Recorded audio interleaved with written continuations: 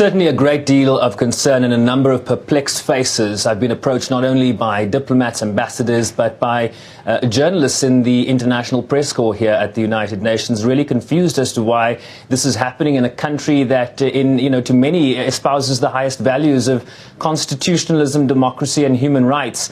Really very perplexed, but not wanting to comment on the record, these ambassadors here, rather deferring to their colleagues on the ground in South Africa. Of course, you will have noted the meeting with Maite Nkoana-Mashabane, the International Relations Minister, really trying to lay out what the South African government is doing. Elements of that here in New York. We reached out to the South African mission to the United Nations to find out what they are doing. They say that they cannot comment. They are deferring to the process that is underway in Pretoria.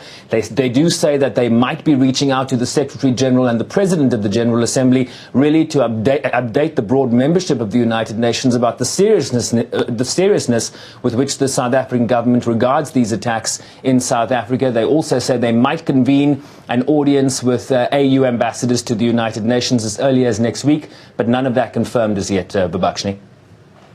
So, Sherwin, if that meeting is likely to take place sometime next week, what do you think will come out of that dialogue?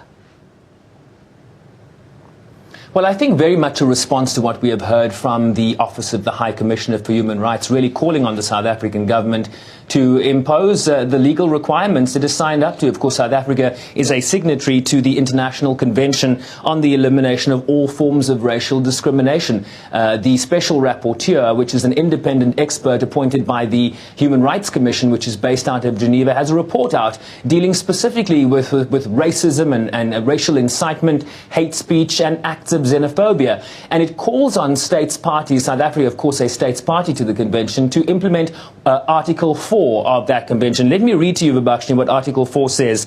Parties are also required to criminalize the incitement of racial hatred. So really what I think ambassadors and certainly the Secretariat here at the United Nations wants to hear from the South African government is how they are responding to this, whether their laws are dealing with the criminals that are on the streets. I mean, the South African government itself has referred to these acts as acts of criminality, but also the incitement to those acts, the hate speech that many would argue have come from certain individuals, whether in or out of context. How are those being grappled with?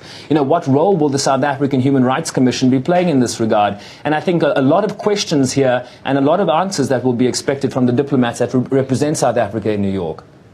Sherwin, South Africans living abroad are watching closely the events unfolding here at home. Have you been able to engage with any South Africans living in New York? And if you have, what are they saying?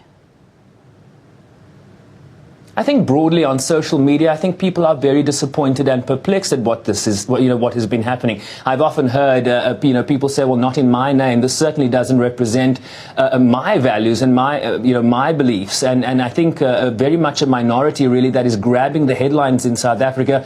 And I think what South Africans abroad and I think around the world, whether in South Africa or in the diaspora, really want to see this situation arrested. What we heard from the United Nations yesterday was this is a problem that has been ongoing in South Africa for the past 7 years, referring to its beginnings in 2008. And really the view here is that the South African government perhaps has not done enough to arrest the situation. And I think we will be looking for South Africa's government to be enforcing the laws, because we have legislation on our books dealing with acts of criminality. It's a matter, certainly from the UN's perspective, as to whether those laws are now going to be enforced. Sherwin, are we likely to see the US issuing a travel ban? I have certainly not heard anything in that regard. I certainly doubt that. Americans are not being targeted in these instances. Specifically, I think we've heard from various quarters in South Africa that this is very much an African issue.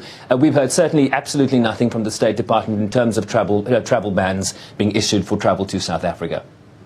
That was our correspondent Sherwin Bryce Pease coming to us live from New York.